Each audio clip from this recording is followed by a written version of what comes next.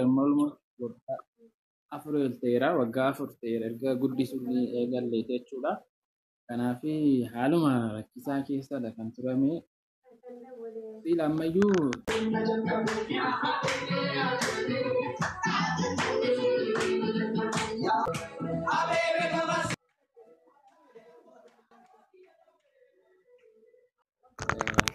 yaadaarra yoo guyyaan si mijatu jiraate guyyicha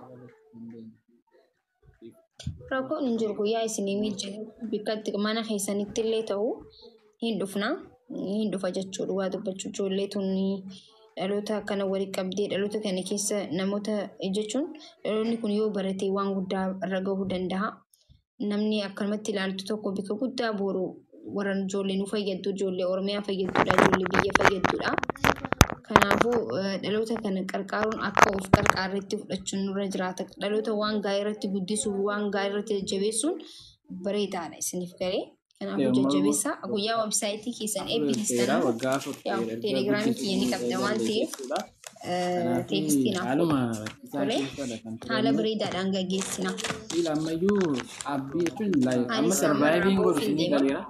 Jiraachuun jiraatu garuu jijjiiruu keessan jiran. Wantoota kaayyoo adda addaa hin qabne seenaa isaanii akka fiilmiitti barreeffamee taa'ee jira. Akka fiilmiitti hojjetamuuf barreeffamee jira. Seenaa isaanii kanarraa namoota baay'eedha kan barachuu danda'u ture. Even weebsaayitii illee jalqabsiisnee dhumarra keenya dhaabbanne wantoota baay'ee ture kaayyoon keenya garuu even amma isaan barsiisuurra wanta darbe isaan barsiisuun iyyuu baay'ee ulfaataa jira. Isaan barsiisuurra wanta darbe gochuu miti cimeera waa dubbachuudhaaf ati nama jabaadha. Ijoolleen tun amma silaa ta'an daandiirra deemtee waan adda addaa kana baratti silaa Arabi katakatti walitti qabdee akkanatti asiin gahuun kee waan guddaadha beekte. BBC irratti intervii maal hin goone ijoollee kana irratti akkana ijoollee walitti qabuu keetii irratti namni intervii si gaafate hin jiru.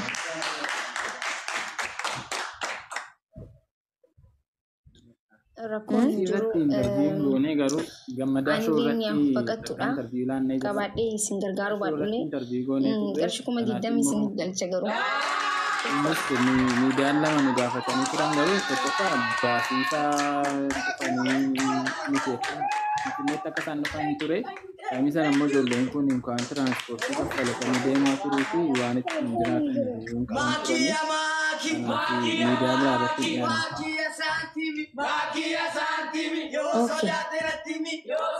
asumee waan dhaamsattuu qabaattee dhaamsachuu dandeessaa akkasuma immoo warri qarqaaru barbaadan ijoollee tana qarqaaraa gaayis.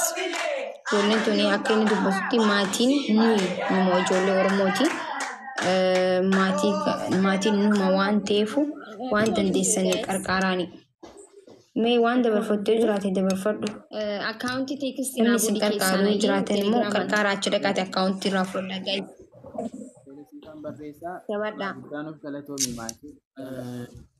Irratti amma jaallanna si qabajnaa. Tokkoffaa weebsaayitii keenya xumurree jirra. Weebsaayitiin suni tole bakka ba'uuf hin deebiin keessa labsaaya. Weebsaayitii sana irratti jireenya adda addaa niin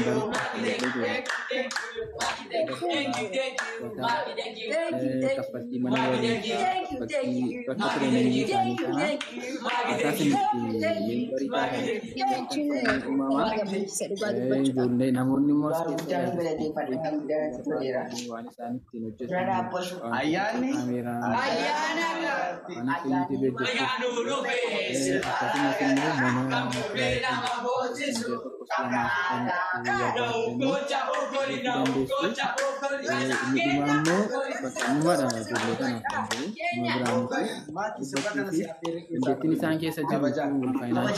Mee akkaawuntii himi amma namni qabatee isinii galchuu ni jira. Namni maqaa gizee hedduu mana kiyya faamilii tiyya ni galchanii maqaa sirriitti himachuu mana hin barbaadan nama rabbiif jee galchuu jira beekte nama mul'atu barbaanneetu jiranii. Mee akkaawuntii akkuma tasaa akkaawuntii hima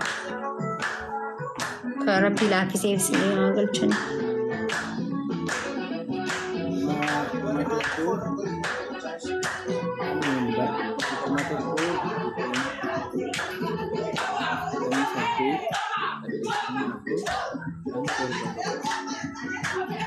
Isinii komantii irra jirtanii namni dhagaatan nuti barreessaa fi kan nuti dibaan keenya.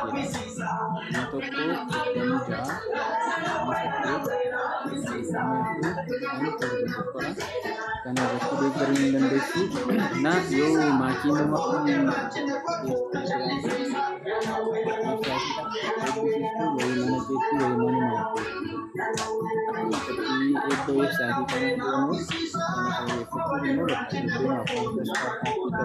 Sama gadi dhaabbataa tokko guyyaa sanarraa namoonni deeggaran yoo argamanii fi guyyaama tokko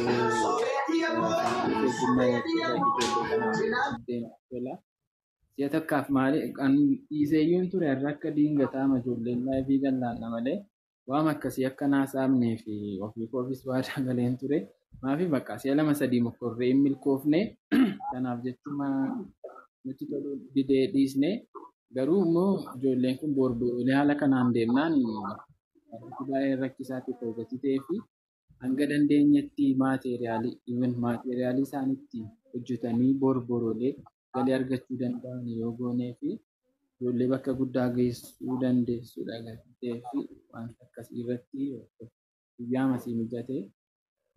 Maqaa himi jechaa jiran. Maqaa himi jechaa jiran. Amaanil Badhaasaa jedha maqaani. Amaanil Badhaasaadhaan. Amaanil Badhaasaa. Baay'ee websaayitii yoom eebbisiisuu deemtan? Websaayitii keenya almost fixnee irraa garuu qophii sa'aatii yaadaa irraa almost yoo guyyaan si mijatu jiraate guyyicha galachuu dandeenya. Rakkoon hin jiru guyyaa isinii mijatu bikkatti mana keessanitti illee ta'u hin dhufa jechuudha waa dubbachuu ijoollee tunni dhaloota akkana walii qabdee dhaloota kana keessa namoota jechuun dhaloonni kun yoo barate waan guddaa irra gahuu danda'a.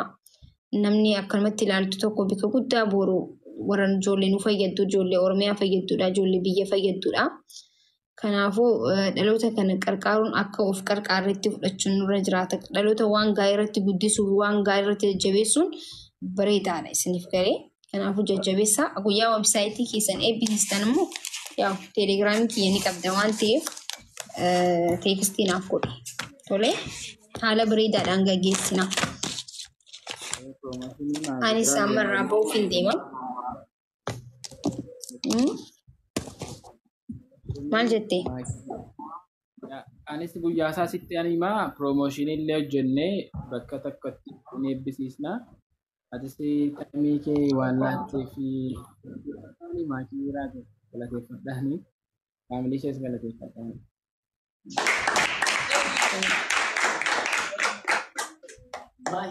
Guddaa nu galatoomii taayimii kana nuuf laattee waa'ee keenya seenaa keenya qixxee dhaabbattee nu wajjin haasofuu guddaa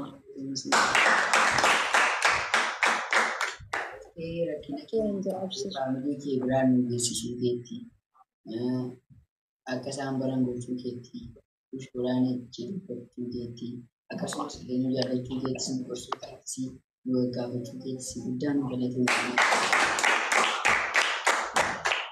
Maakii ija Oromoo inni nama ibsinaa malee maal jenna kan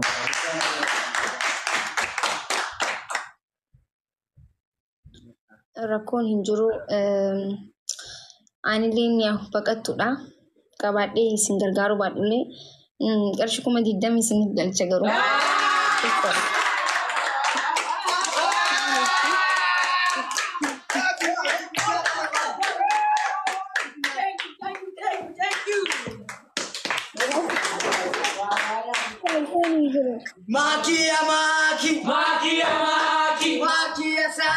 Makia santimi, yo sodate natimi, makina ekebiri, madiaga matu, zirukotile, ananyukaba, makisi male. Oh, bukena bersama kita. Guys, juru. Accounti text inago di keessan ayi telegramman. Kan barreessaa Jabaadha. guddaan of galatoomii maatii guddaa si jaallanna si qabajna. Rakkoon hin jiru waa namni hin jiru wal qarqara. Umar kun tole bakka ba'uuf hin deemu keessan na ibsaaya. Maki, thank you, thank you, thank you.